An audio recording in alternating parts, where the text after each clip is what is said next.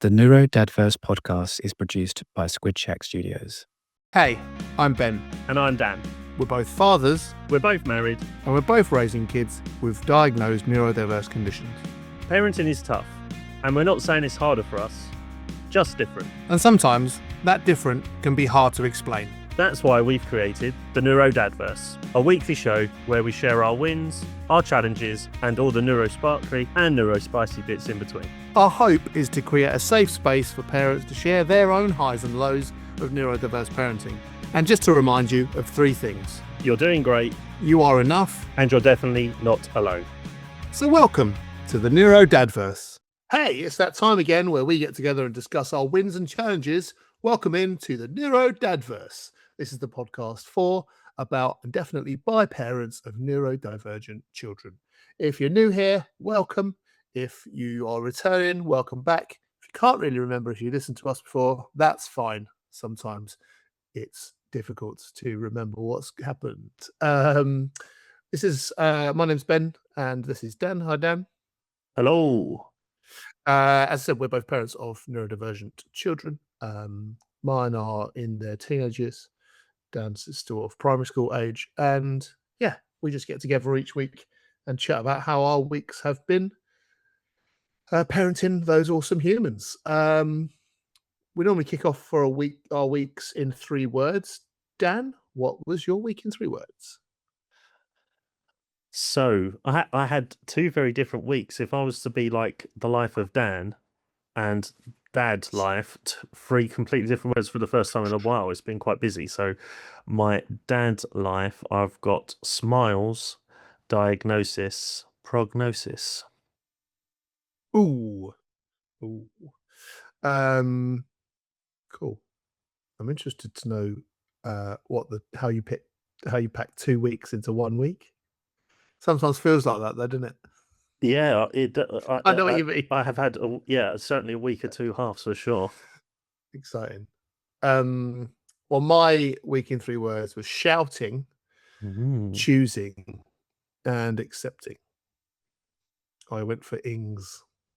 Nice. I couldn't cool, quite so- find a third osis word, so smiles it is. Also loving the new merch, can I just say?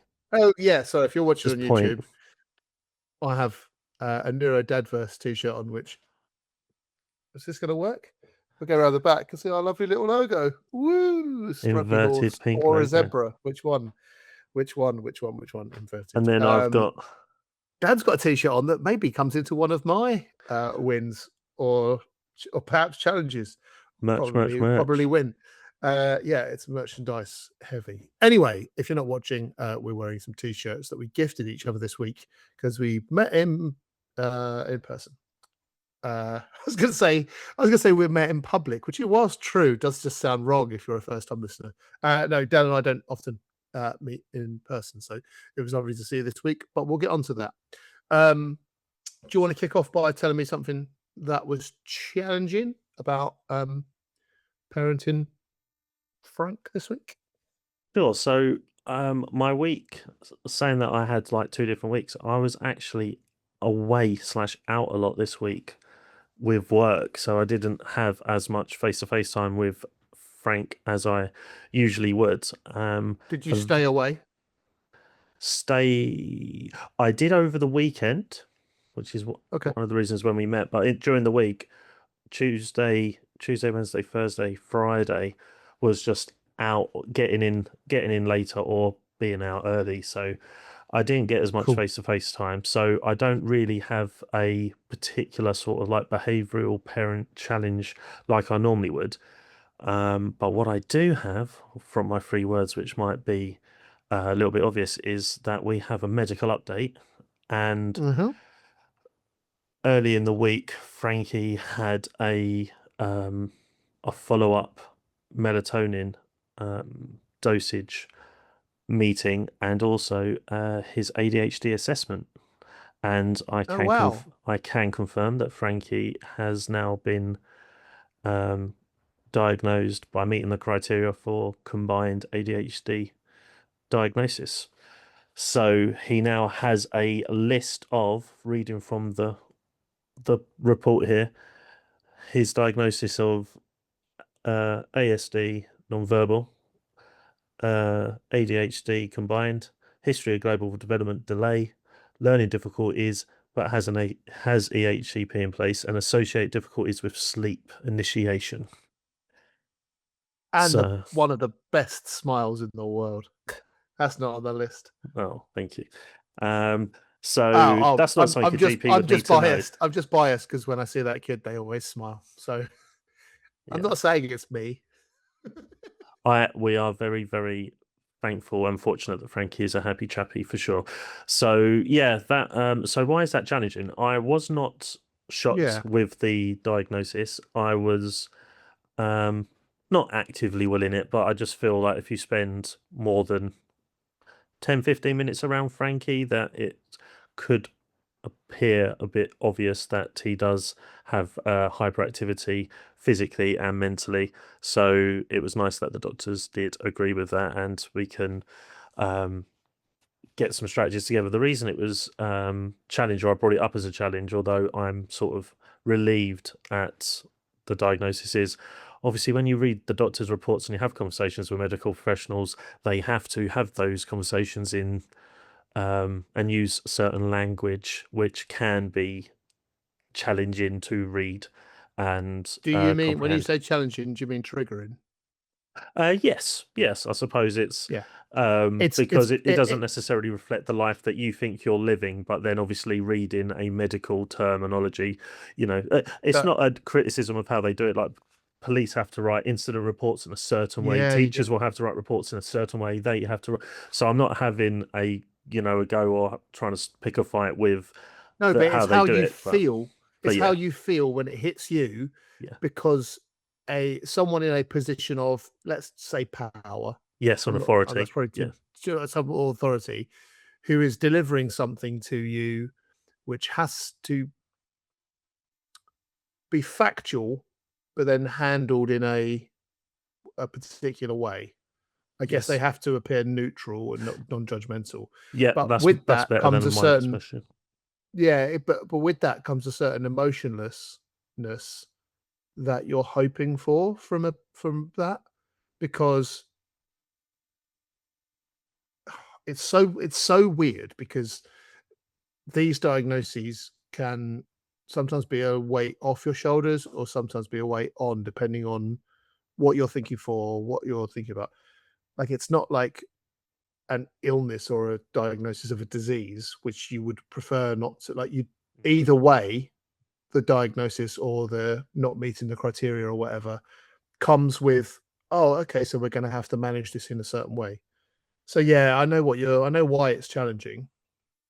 Yeah, I think you articulated it much better than I did there as well. But it's just that's an extra decade parenting a kid with, well, two kids as we later found out, but a kid with on neurodivergent. So it's like, you get used to understanding it. But yeah, I can't fault the doctor. It was a lovely doctor, and he was just like, look, let's get you in and get your assessment done, because it does go kind of hand in hand with the medication. It's hard to give him medication when he doesn't have his diagnosis. So are you happy to talk about meds for a second? Yeah, absolutely. Okay.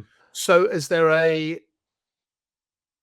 I don't really know. So is there a plan to optionally treat with medication for the ADHD? So interestingly, at the moment we're just going to stick with the melatonin, because he just requires a little bit of assistance shutting down. Obviously now being given combined diagnosis,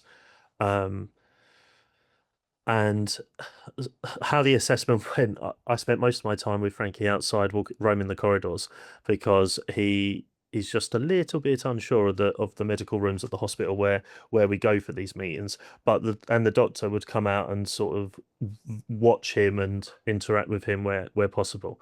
Yeah, good. So I missed a lot of the initial one-to-one chat. He had a lot of that with Amy, because Amy was in the room and discussing it. So he did.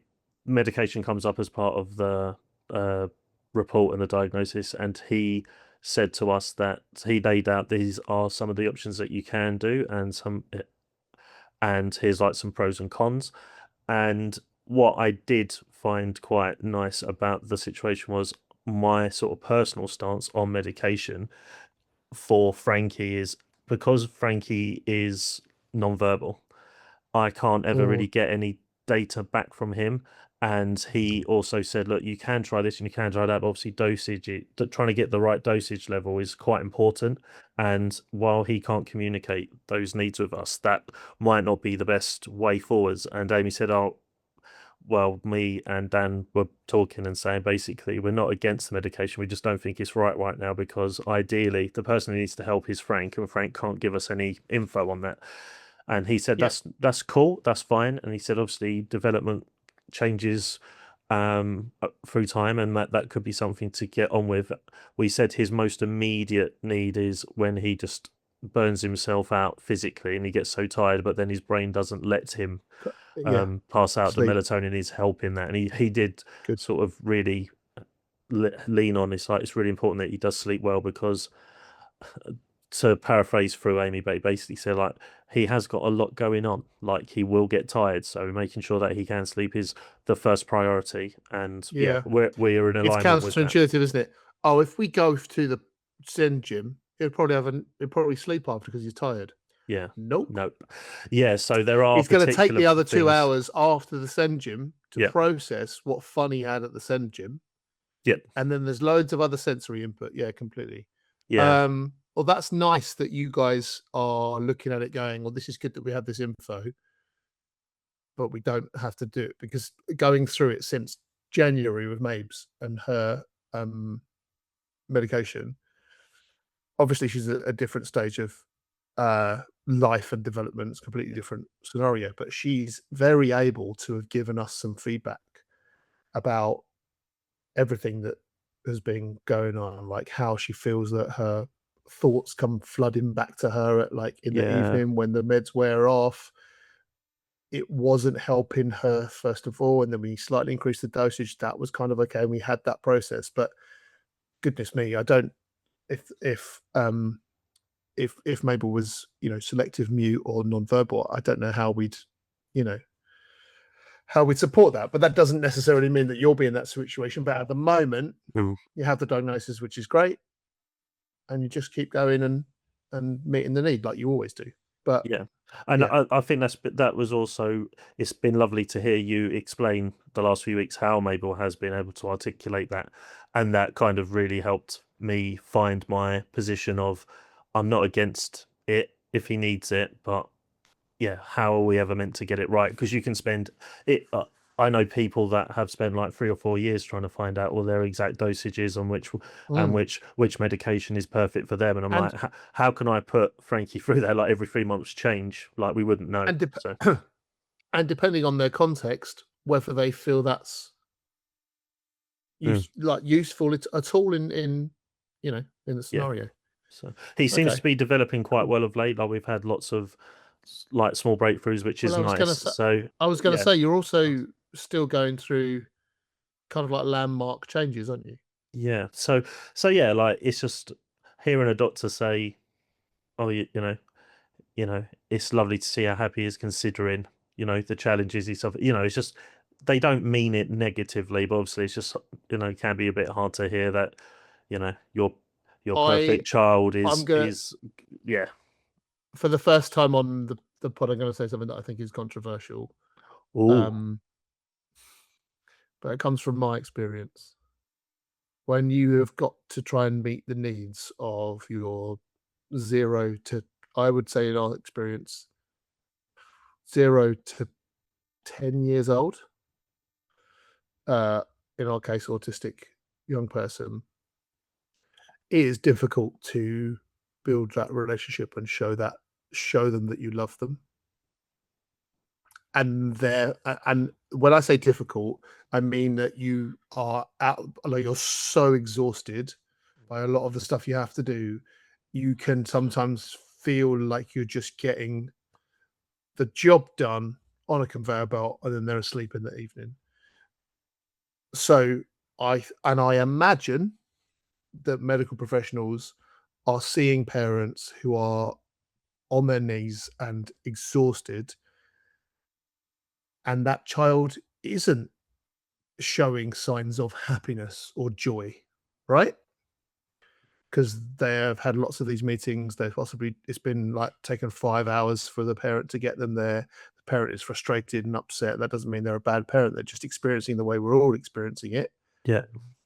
So I think if what you probably experienced there is a little window into the world of a GP or medical professional who's like, this kid's very happy. They're showing their happiness. But if you don't zoom out like that, though, you can kind of think, well, you're saying he like happy kid considering all he's got going on, and that sounds like a negative. Yeah, totally. So Yeah. I would read between the lines and try and scan that for the positive. Oh, yeah. I mean, I always say, and I've said it already on this one, I've always loved that Frankie is outwardly showing on both of his now diagnosis, and the fact that he is happy chappy most of the time helps us know when he is not, and when he starts to deregulate, because it becomes a bit more obvious.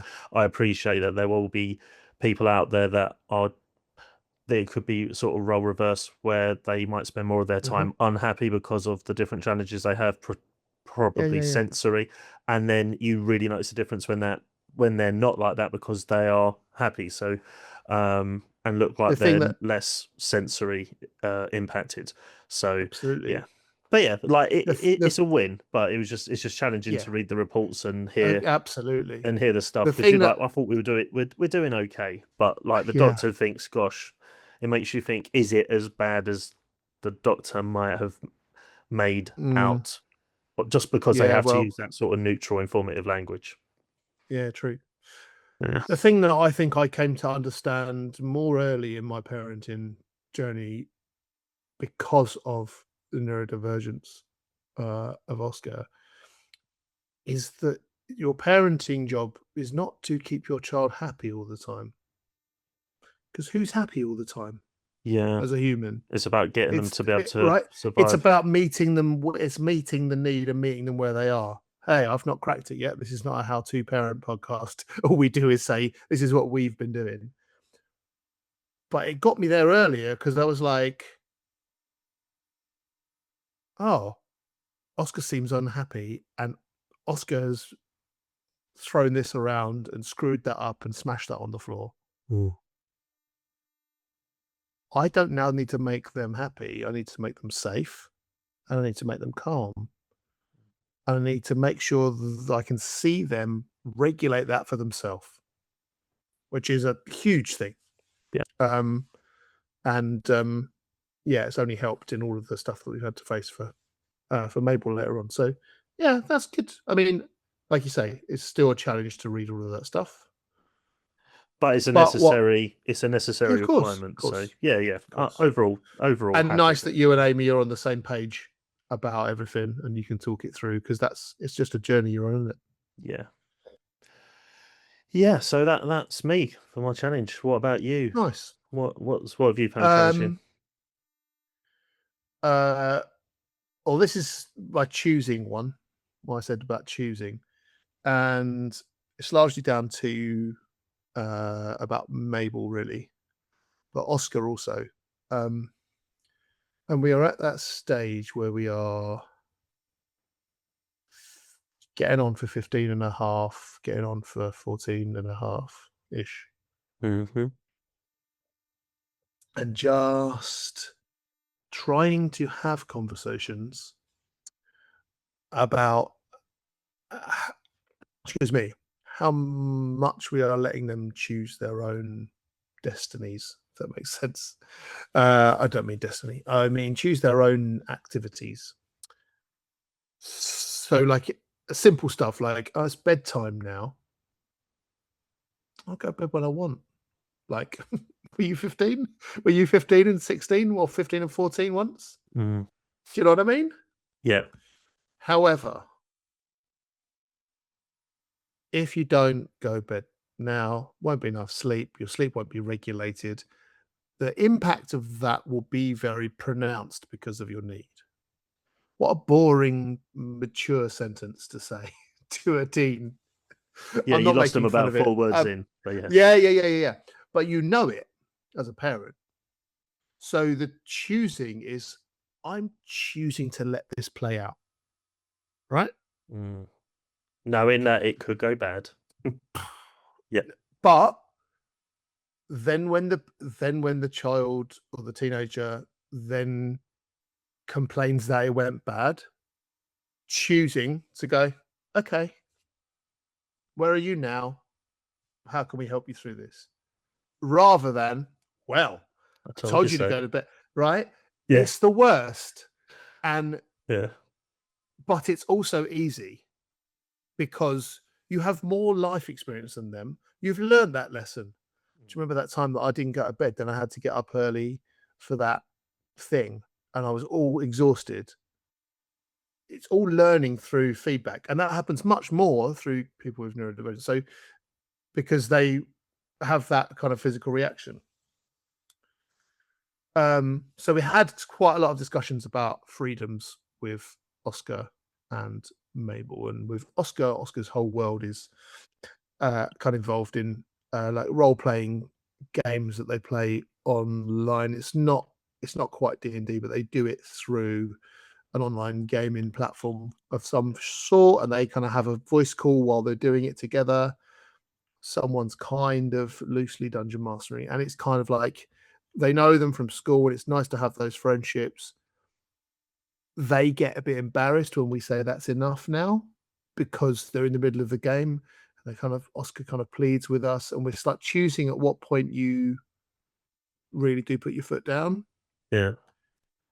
We haven't cracked it yet, and also, so with Mabel, it's also, she actually requested that the way we're doing things, like asking for a curfew time, those types of rudimentary, like, give us information about like where you're going, how you're planning to travel, that type of stuff. She's been reflecting and going, well, this is not the type of thing that my friends or people I know also have with their parents. Okay. And she's quite right. And she wants to fit in. She's a teenager and all those types of things. And, pulling out a podcast cliche like, oh, well, comparison is the thief of joy. Just go and have your joy and accept that we're looking out for you. So it's been about one of those weeks where we've been like, yeah, cool, you're going to go out? Okay. What can you up, being really, like, what's the word? Be a bit more laid back about it. So like, okay, cool, what's happening? She'd go, I'm just going to do this, this, and this. Probably be back by whatever. And if that time is usually within the time that we're cool with, yeah, no worries, see you later. And then we've been like adding in, like, if you're somewhere where you want to lift, just give us half hour notice. Yeah, nice. Rather than like, well, you say nice. It took Laura and I quite a long, really difficult conversation to get there. Because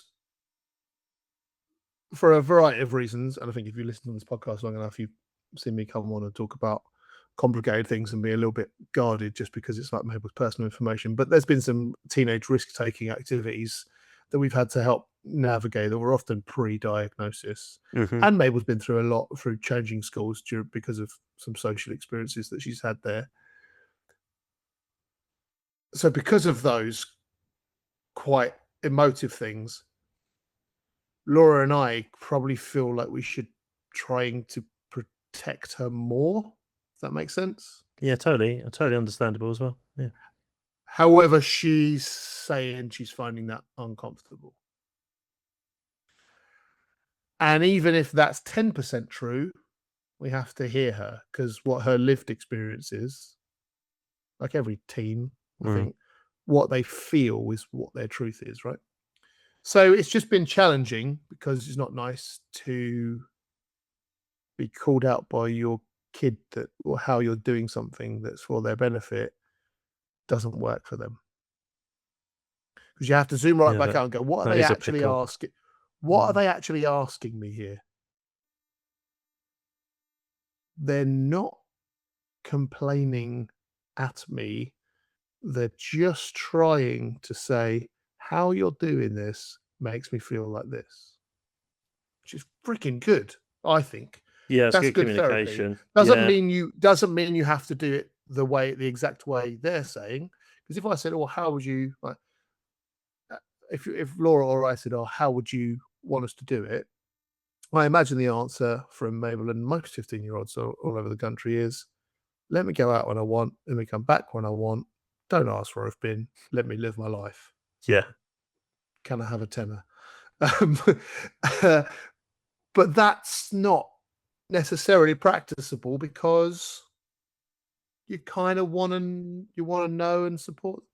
So it's all a bit gentle, and it's been okay, but it was a big challenge for Laura and I to just have that feedback and go, what she's experiencing is what we are doing. If that's not good, if that's not good for her, then we have to change how we are because we're the adults in the room. So ongoing, but it's just about how much choosing, how much are we letting them choose their activity and their movements. Yeah, I can understand that is quite a pickle. But like you say, trial and error, and hopefully you're getting honest feedback already, so at least you can hopefully find a solution that fits. I'm not into the neurodivergence as a superpower theory, but one of the things it is you get some honesty out of that kid, our eldest Mabel. She's not gonna lie about how she's experiencing something. No, you can say, "Oh, have you thought about it this way?" But what she's telling you is what she feels. So that we do, we've kind of dropped on Lucky that I think that's part of her diagnosis, that she will be very honest and have less higher tolerance for justice, like things to be fair and equal. Gets us into pickles sometimes, but here we go. No, that's good. Do you try? Have you regarding the challenge with Oscar and like finding a natural endpoint to a game that goes on for infinity? Do you try the same thing that you said with Mabel, like a half hour, like some kind of stopwatch or a visual, like the clock is ticking down, like your last hour or anything like that? Does anything like that work? Or so we use when then because it's massive in our household. It's just when then. Why can't I play games with my mates all the time? So Mabel will be, why can't I go out with my mates all the time? She hasn't said this, but the vibe will be, just leave me alone. Let me do what I want. And a part of it's like, trust me. I'm going out. I'll be back. Trust me. Why do you have to always know what I'm going to do? Right? And I do get it. But if you haven't set your own deadline or own boundary. So, I think the generation that our kids are, the age our kids are, I think like punishment if you don't do what we say is really not where we're at. It's not going to work. It's just not going to work to victimize our kids for a behavior or lack of a behavior. Also, in terms of the going to bed as well, isn't it? Like they don't sometimes conventional good practices, but also disciplinary practices just don't work on that. Some brains. And I'm not saying we are like boundaryless, but it is one of those pick your battles and your strategies. So, but good communication, decent school attendance this week. So that is a win. That's good. We're working it out. And a very, very good family out on Saturday, which I think we'll probably talk about after this.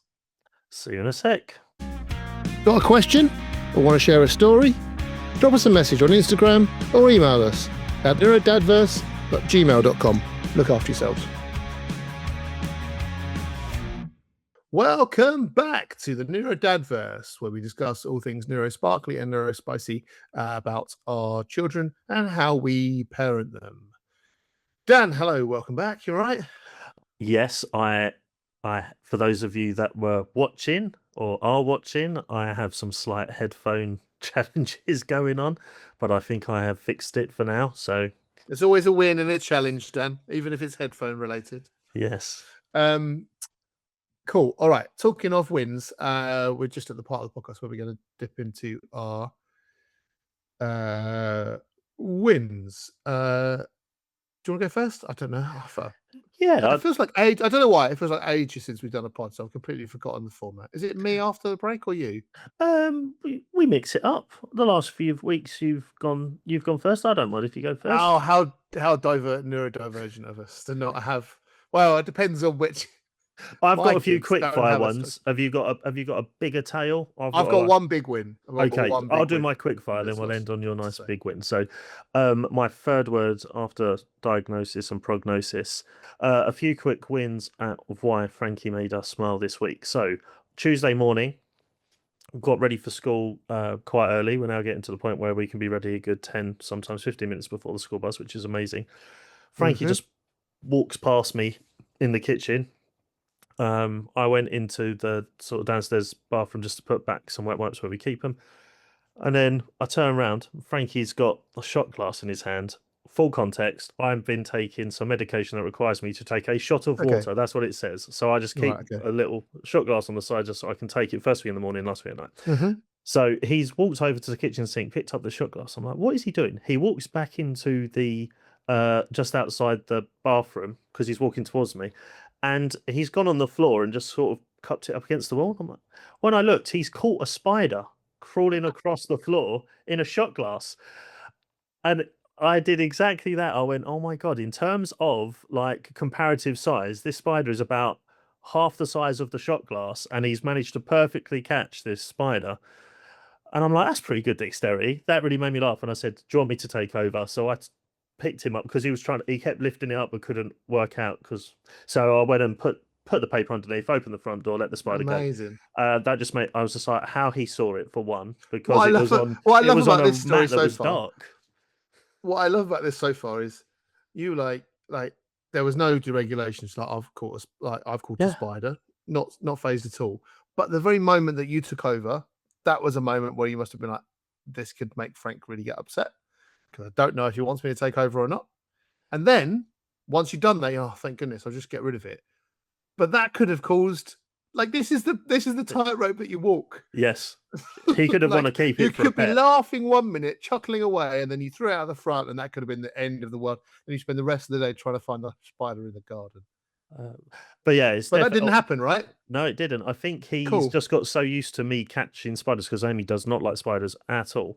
The other week, I don't know if I mentioned it, he went in and I bought like a really tiny sieve, about so big because he has the fruit that's in all the juice and whatever. So I just bought a little sieve so he gets that out now when he wants the juice. And he actually tried to catch a spider at the sink with that, and I'm just like, Frank just likes catching spiders. So that just really made me smile. The fact that he caught a spider in a shot glass. Love that. Showed a bit of dexterity and skill. The next one, so our next door neighbour, now the sun's out, has been playing football, and they've been knocking on our door just saying, oh, my ball's come over the fence. So of course we go, I've been sort of throwing it back over. Amy was here the other day and said she let Frankie out into the garden. He went straight over. She didn't even know it was there. Straight over, saw his football and threw it over the fence. So I can't decide if that's OCD or if Frank's being helpful, but it just made me laugh that he's like, no, that doesn't go there. And learned behaviour. He's seen Dad do it. Yeah, just launches it over. So now I don't have to do that job anymore. That's lovely. So I don't have to catch spiders and I don't have to throw balls back. And then the last one, which is probably like the big win because it's a social thing. We got a feedback in his communication book this week saying that in circle time at school today, Frankie looked at the person next to him and smiled. And I was just like, oh, that's nice. So they were trying to build. He was just saying that they're improving his relationship building. I'm like, that's nice. So good. And I tried really hard not to make a joke out of it like I normally do, but we both looked at each other and I bet they had cake hanging out of their mouth or something like that. And there was something he wanted. But the fact that the staff wrote that in the book was nice. And also, you can make that joke because it's layered in. Frank only smiles when there's cake. And what the actual thing in the book means is he's starting to smile about other things which include relationship building. Yeah. Wow. So yeah, wonderful. A week of smiles there. Now tell me about your big win. Well, it happened on Saturday, and I saw Dan, which is always a win. I'm your win. That's nice. And I saw you. We had a whole big family out. Can confirm. So I sing in a punk band, and Dan's wearing our merch that I gave him on Saturday, and we had a daytime gig in the record shop or the merch shop, HMV. We are all of us are parents, and we've been doing it a long time, and all the lyrics in our band are things that our kids say or have said, and we've written down because they say weird stuff. Now we have diagnoses to know why. We've just been doing that for a long time, and we get a lot of fun out of it. It's very much part-time, but we have the best time. We're all very good firm friends. And we kind of fell into doing that together, which is lovely. Since we've been doing the band, all of us, I was a parent when we started the band, and now everyone else is. So lots of other people came along with lots of other small humans, and it was busy in the middle of an HM, and we'd pick stuff that's fun and that kids can come to.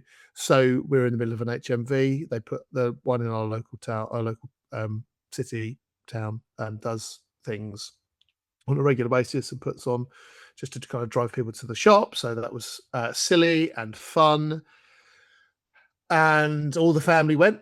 Lots of friends came. You came along. The reason it was such a win, and I said shouting in my thing, was because the last song we asked all the kids to come up and sing over and over again the chorus to one of the songs, and that was incredible because given all of the kind of social anxieties that are to experience, and just being a little bit like nervous and cautious as some of the kids are. Some of them are as young as like 3, 2, I think. There were some young rockers there for sure, yeah. Young rockers with little ukuleles, and it's just nice because they can see. I said this to someone on Saturday. If for 1 second either of my kids thought that it was lame, or they were like, "Oh, you have to go this, Dad," I would immediately be like, "Guys, I'm not going to do this anymore. Like, I don't get as much joy out of it." I'd probably still sing and rehearse and stuff, but trying to get kids along to it, you can't force a kid to be interested in something you're interested in, your pastime, right? You'd like them to be alongside you while you do it. Especially kids that have hyperfocuses as well, if they're with diagnosis and stuff. So, exactly. Well, they can't force it. I've spoken a lot about how I wasn't a huge gamer aside from like playing football, but I've kind of brought myself into a little bit more so that I have a common language of Oscar. Because if you listen, long-term listeners, like there was a time where I couldn't communicate with Oscar at all, not because of Oscar's communication styles, even though he was language delay for a while. They didn't want me to be in their room, and they just wanted mum all the time, and they went through this developmental stage, and therefore on days when I was just parenting the kids on my own, I had to find ways to meet them other than just feeling like I had a zoo animal upstairs where it's like, give the food, take the empty plate away. So that I found gaming through that. But yeah, you just kind of have to. And I wasn't expecting Oscar to go up. Oscar went up and was like waving their phone in the air.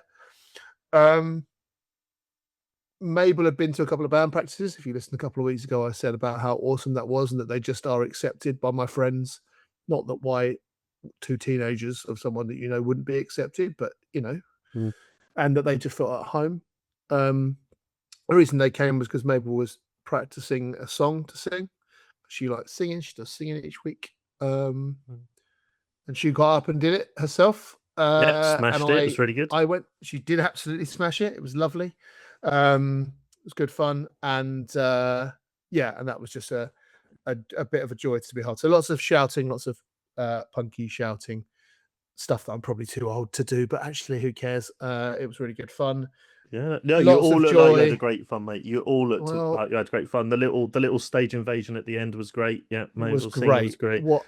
I think Oscar Absolutely. was like live streaming it or like constant. It was great. Yeah, I was constant. I, Yeah, I was there documenting in my way. They were very it's much nice. documenting it in their way. It was Yeah. a joy. And I said accepting as one of my things, and I think it's the fact that they accept that I do something that could be embarrassing to them is great. Like, that's fantastic. And I also think that in terms of accepting, like, Oscar was in heels and had some blue eyeshadow on that Mabel would help them with. And in the setup, we were setting up in the thing, and Mabel was with a couple of her friends, and was obviously quite like nervous, and obviously setting up a PA system with some mics and some drums is boring. So she said, "Do I have to stay here?" I was like, "No." She's like, "Oh, can we go have a wander around?" I said, "Yeah, we're not on until this time." I said, "You take your sibling though." She said, "Yeah, come on, Oscar." And they just trotted off, the four of them, to walk around where we were. And I was just like, she just accepts him. Excuse me. She just accepts them. And they are very happy to be in a friendship group where they have, like, one of the people that came was Mabel's friend who Oscar had never met before. So yeah, that was lovely. And then we went, like, Mabel went off with her friends afterwards, and we went for just some food in a pub. And Oscar was sat in the corner for a while, but then after that was just kind of talking to our friends' kids and interacting, and like knows them but doesn't know them that well. And yeah, just some confidence. So yeah, all in all, a fantastic Saturday. Yeah, really probably feels like the best time we've ever done that, because everyone was there. It feels like a lovely little hands up community and family. So on the hunt for anywhere else that will do daytime to mid-afternoon shows, all ages, and doesn't mind a bunch of kids running around and invading the space. Well, whenever you find the next place, I'll love to be there if I can, because That's it good. was Yeah, great. it was lovely. And it was the first time that first time I met both the kids of an age where they might remember, because I believe I met Mabel 3 or 4 years. It was trying to work out when I come down and shot a music video for you guys, but they were babies. I suppose like Frank's maybe slightly older than Frank is now. But yeah. Jeez. So yeah, that was the first time of me meeting them of an age where they might. Yeah, I'd be like 2019. I think it's shocking. Yeah, it could be. Yeah, it could be like half their life ago. I suppose like yes, that time. So yeah, it was just really lovely. And I don't know how much. So post gig, when you was all packing down, we were going to meet at a hot chocolate provider / coffee shop. Oh, and yes, I feel that I got to live a little bit of potentially your life. So we went to the said coffee shop. There was me, Laura, a friend whose name escapes me, Carrie, and Oscar. We're sitting there. 20 minutes have gone by. We're just chatting away, and then it just kind of dawned on her. I go, I don't know where the others are. Like, we said we were meeting at this place, and I was like, I'm pretty sure there is 2 of this coffee shop brand in the place. So we're honestly, obviously in the wrong one. And then we just giggled and went, oh, well, just walked. Yes. Laura, I believe, wasn't given any specific instructions, so just wandered until she found the coffee shop. As it happened, that was okay. It wasn't deliberate. They worked it out. But yeah, because I was moving gear back and forth, so I was just like, well, it will sort itself out. I was looking to having a hot chocolate with the band, but the band didn't show. Just like the Tide did when I took Frankie to the beach. Yeah. But no, it was a great... Well, it was next time we had to get some structure in place so it happens. But yeah, so super, super nice to have that type of stuff.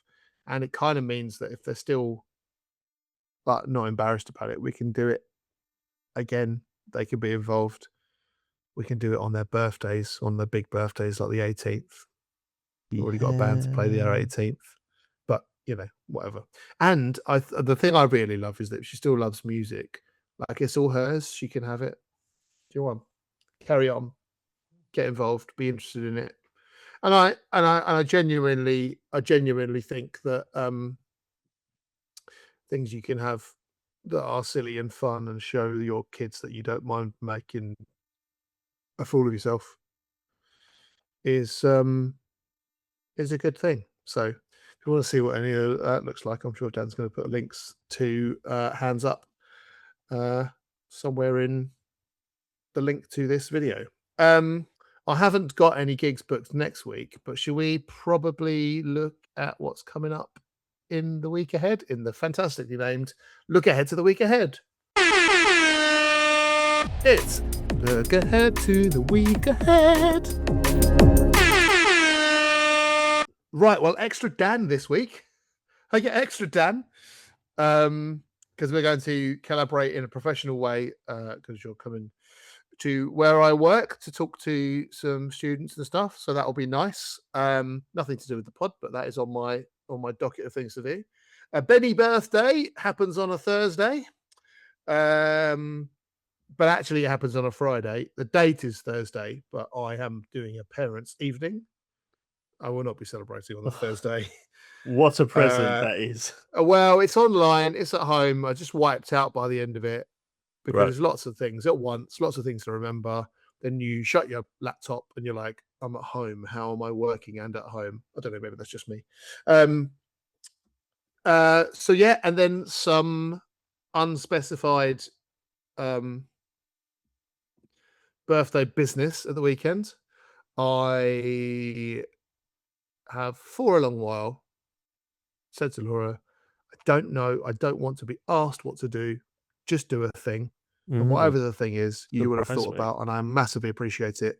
And whatever it is, let's go do it. It also goes for what I've said about Christmas and gifts and stuff.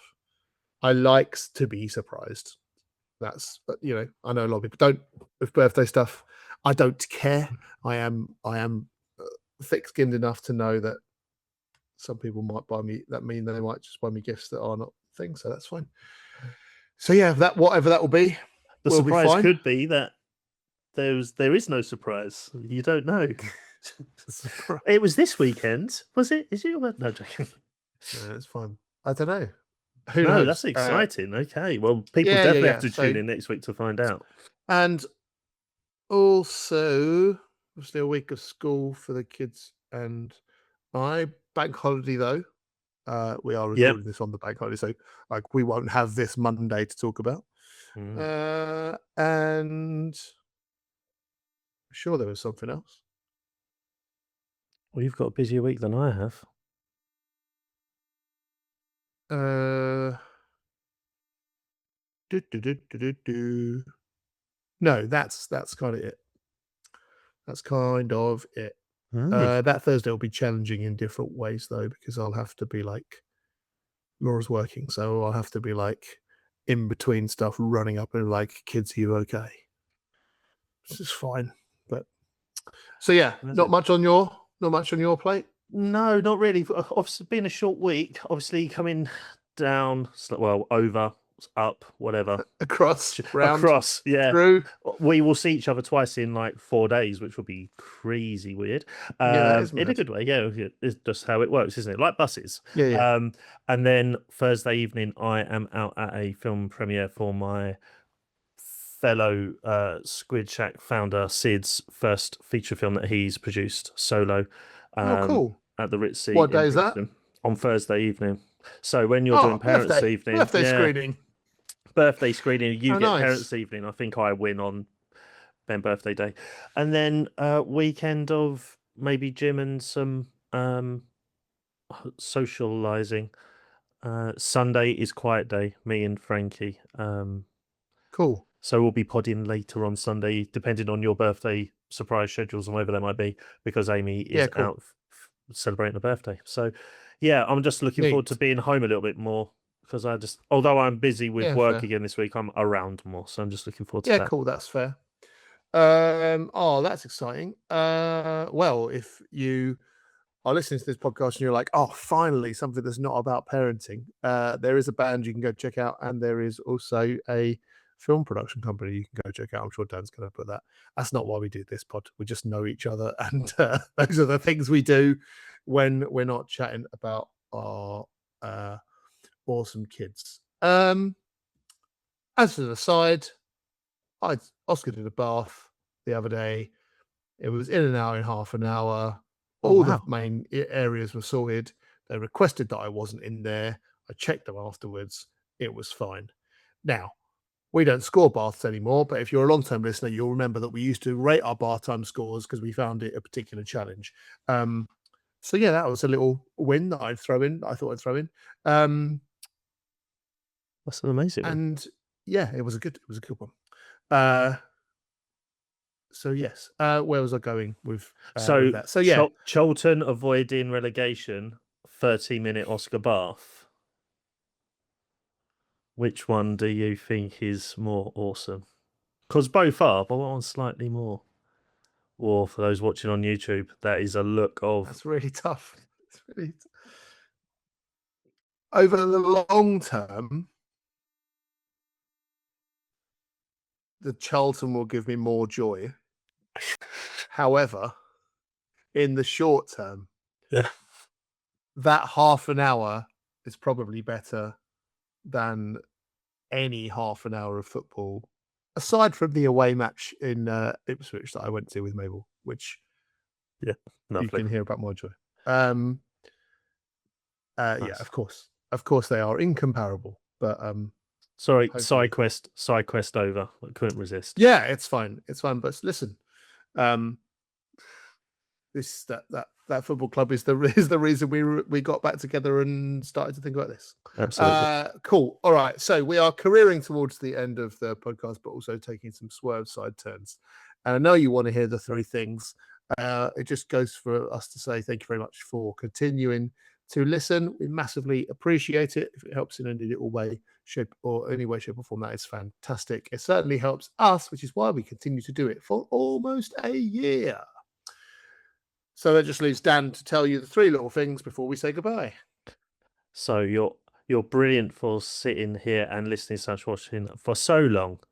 But just to remind you, the reason that we do this podcast is to let people know that you are doing great, you are enough, and you are certainly not alone. Win your week, everyone. Good energy. Good energy. That's about it for the NeuroDADverse. We'll be back next week. If you laughed, cried, or nodded in tired agreement, don't forget to follow us and leave a review. It helps more parents find us. Just remember, you're doing great. You are enough. And you are definitely not alone. Got a question or want to share a story? Drop us a message on Instagram or email us at NeuroDADverse.gmail.com. Look after yourselves.